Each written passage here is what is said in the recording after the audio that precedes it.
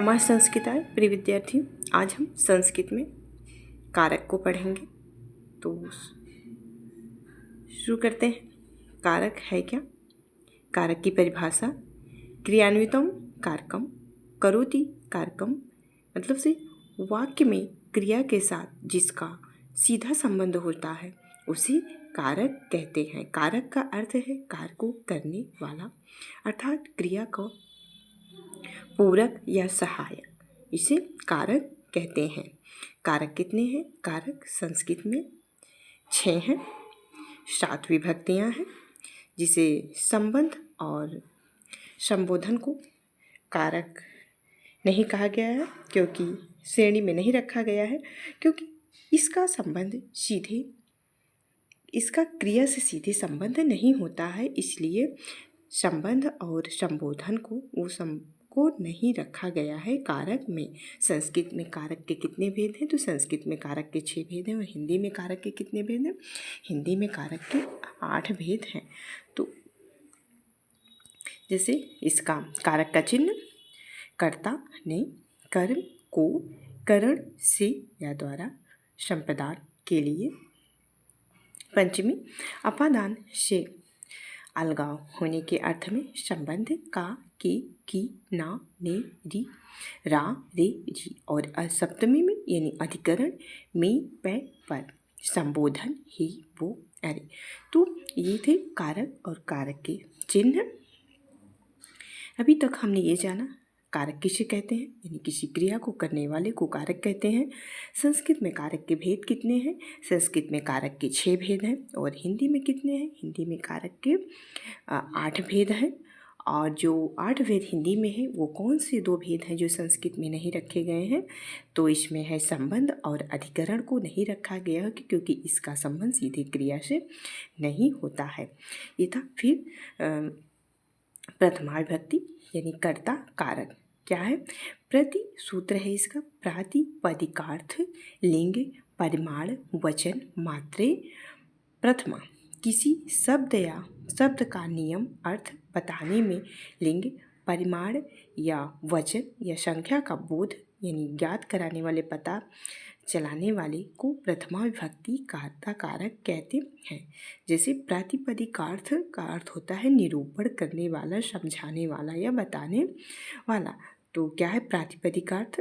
यानी हो जाएगा जैसे रामः, हरि, कृष्णा, ज्ञानम, ये यानी समझाने वाला, बताने वाला, निरूपण करने वाला। तो लिंग का जैसे तटः, तटी, तटी, यहाँ शब्द तीनों लिंगों में आता है। फिर परिणाम यानी द्रोणी, द्रोणो, ब्रे, तोड़, भर, चावल, इसका एक मात्रा है। इसमें तट यानी लिंग का पता चला है। प्रतिपाद यानी समझाने वाला, बताने वाला, कर्ता का अर्थ है। फिर वचन, एक वचन, द्विवचन, बहुवचन। कर्ति यानी रामः पठति, जैसे राम पढ़ रहा है। तो ये क्रिया का बोध करने वाला क्या है? कारक इसमें कौन है? राम है। तो ये था। फिर ये प्रथमा विभक्ति था। फिर द्वितीय विभक्ति में क्या होगा? कर्ति रुष्टिम तमम कर्मा। इसका मतलब क्या होगा? कर्ता अपनी क्रिया के द्वारा जिस वस्तु को सर्वाधिक प्राप्त करने की इच्छा करता है, यानी कर्ता अपनी क्रिया के द्वारा जिस वस्तु को सबसे अधिक पाना चाहता है उसे कर्ता कारक कहते हैं। वहाँ विभक्ति कर्म होता है। जैसे रामः गृहे फलम गच्छति, यानी इसमें क्या है? इस वाक्य में फल यानी कर्ता द्वारा अभीष्ट है, गृह नहीं, यानी क्या घर में राम फल को प्राप्त करना चाहता है, यानी इच्छा रखता है। यहाँ पे फल प्रमुख है, ना कि घर, अतः यहाँ फल ही कर्म होगा। फिर होगा कर्मणि द्वितीया, जिसमें अनुक्ते कर्मणि द्वितीया स्यादि। अनुक्त कर्मे द्वितीया विभक्ति होती है। जिस वाक्य में क्रिया से प्रत्यय होता है वह अर्थ होता है। जैसे अन्य अर्थ, जैसे कर्तृ वाच्य में प्रत्यय होता है और कर्ता उस उक्त होता है कर्म भाव अनुरक्त। जैसे हरि भजति, भजति क्रिया है, कर्तृ वाच्य, अतः अनुकर्म अनुक्त है।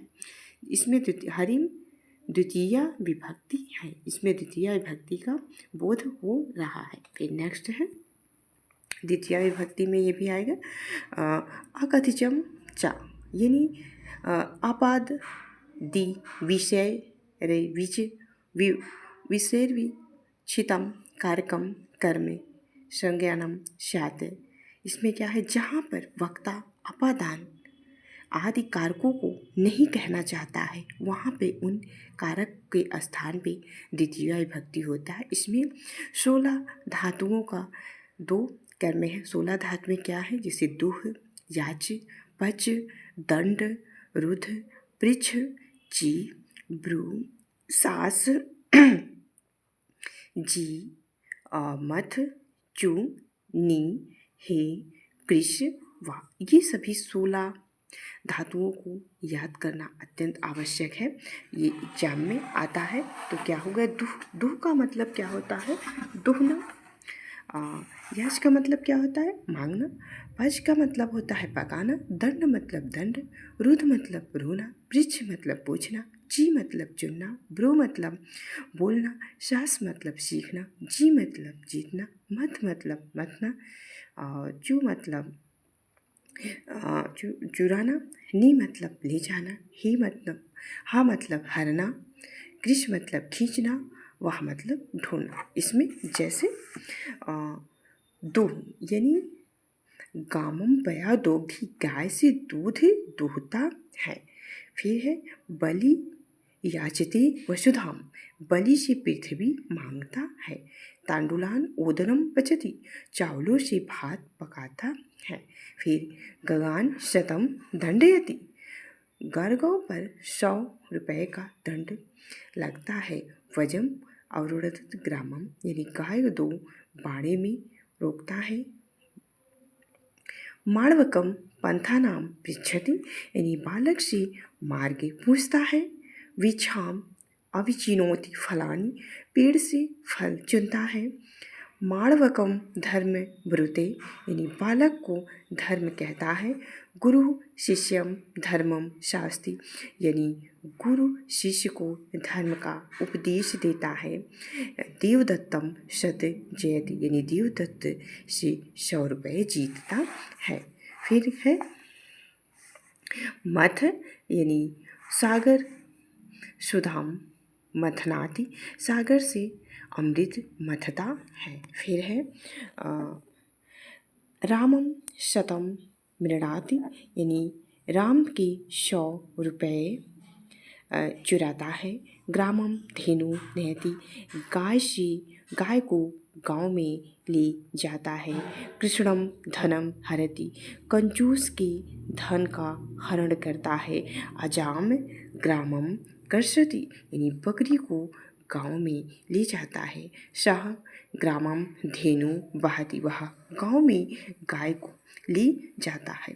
ये थे कुछ 16 धातु जो द्वितीय विभक्ति में आते हैं। ये शब्द कहीं भी अगर आपके संस्कृत में आते हैं तो ये पूछा जाएगा कि इसमें कौन सी विभक्ति है, तो लोग द्वितीय विभक्ति लगाइएगा। ये 16 धातुएं याद करना बहुत महत्वपूर्ण है। फिर होगा द्वितीय विभक्ति में ही अधि सिंह स्था साम कर्म, यानी अधि उपसर्ग पूर्वक सिंह धातु। सिंह मतलब शेते, और स्था धातु, स्था मतलब तिष्ठत यानी बैठना।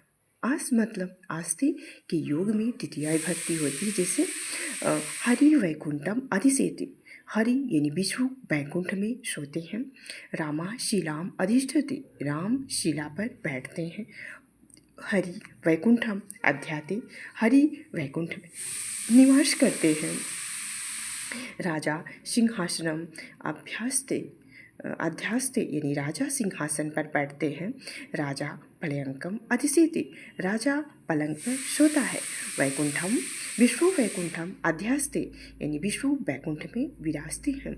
ये सब जितने सूत्र हैं, जितने शब्द हैं, इसको रट लीजिए आप लोग, क्योंकि एग्जाम में अगर ये सब शब्दावलियाँ आती हैं तो पूछेगा कि कौन सा कारक है। तो ये सब शब्दों के सहारे आप लोग ऑप्शन तक बहुत आसानी से पहुंच जाएंगे। जिसमें कौन सी है, द्वितीय विभक्ति है। फिर होगा द्वितीय विभक्ति में और है जैसे सूत्र है अभितः पठितः निकषा समया हा प्रतियोगी अपि, यानी अभितः जहाँ पे आए यानी दोनों ओर, परितः मतलब चारों ओर, समय मतलब समीप, निकषा मतलब निकट, हाँ मतलब धिक्कार, प्रति मतलब तरफ के योग में ये सब शब्द जहाँ पे आएंगे वहाँ पे भी द्वितीया विभक्ति होगा। जैसे कृष्णम अभितः गोपाः सन्ति, यानी गाय के चारों ओर ग्वाले हैं। ग्रामम परितः वृक्षाः सन्ति, गांव के चारों ओर वृक्ष हैं। ग्रामम समया नदी प्रवहति, गांव के पास नदी बहती है। मुंबई निकषा सागरः अस्ति, मुंबई के समीप समुद्र है। हाँ माता अभक्तम, माता को अभक्त को धिक्कार है, माता के अभक्त को धिक्कार है। देवालयं प्रति इच्छति, देवालय की ओर जाता है। हाँ नास्तिकम, नास्तिक का अफसोस होता है। दीनम प्रति दया कुरु, यानी दीन पर दया करो। उपेक्षितम चा प्रतिपादित किंचित, यानी भूखे को कुछ भी अच्छा नहीं लगता है। ये सब शब्द हैं, ये सूत्र हैं। इन सब सूत्रों को याद करना बहुत महत्वपूर्ण है संस्कृत में कारक को समझने के लिए, कारक को देखने के लिए। ये थे कुछ सामान्य वाचक शब्द जो कारक द्वितीय विभक्ति के कारक की पहचान करते हैं, जो हमने अभी तक इस पर चर्चा किया। फिर नेक्स्ट है काला धनु, धनुरत्य संयोगी, यानी अत्यंत संयोग में समयवाचक अर्थात अत्यंत संयोग यानी निरंतरता में। मार्ग में दूरी में स्थानवाची में भी द्वितीय विभक्ति होता है, यानी लगातार निरंतरता और मार्ग यानी दूरी, इन सब स्थान की ये जो दूरीवाचक शब्दों में भी द्वितीय विभक्ति होती है। अगर ये शब्द आते हैं तो ये भी द्वितीय विभक्ति ही होती है। जैसे नदी क्रोश भर लगातार टेढ़ी है, क्रोशम कुटिला नदी, यानी कोशों भर दूरी की बात कर रहा है। क्या है? नदी टेढ़ी है। मासम कल्याणी, यानी संपूर्ण महीना शुभ हो, यानी निरंतरता का अर्थ प्रतीत हो रहा है। लगातार महीना हमेशा अच्छा हो। मासम अधिसिति, पूरे महीने भर पड़ता है। निरंतरता का प्रतीक हो रही है, निरंतरता शब्द बताया जा रहा है। क्रोशम गिरी, कोश भर पहाड़ है, दूरी के बारे में बता रहा है। सप्त दिनान रामायणम पठति, 7 दिन तक रामायण पढ़ता, निरंतरता यानी 7 दिन तक लगातार निबंध पढ़ रहा है। क्रोशम द्वयम वननानि एवं वननानि, 2 कोस तक वन ही वन है। फिर समय चतुर्सव साड़ी वने निवसत, यानी राम ने 14 वर्षों तक वन में निवास किया। ये थे कुछ वाचक शब्द, संस्कृत के कुछ सूत्र, जिसके माध्यम से हमने प्रथमा विभक्ति और द्वितीय विभक्ति को पढ़ा। तो ये आशा करते हैं आप लोगों को इस वीडियो से लाभ मिलेगा। आप लोग के एग्जाम में यहाँ से कारक को समझने में आसानी मिलेगी। आप लोग पढ़िए। आप लोगों को वीडियो को देखने के लिए जी धन्यवाद।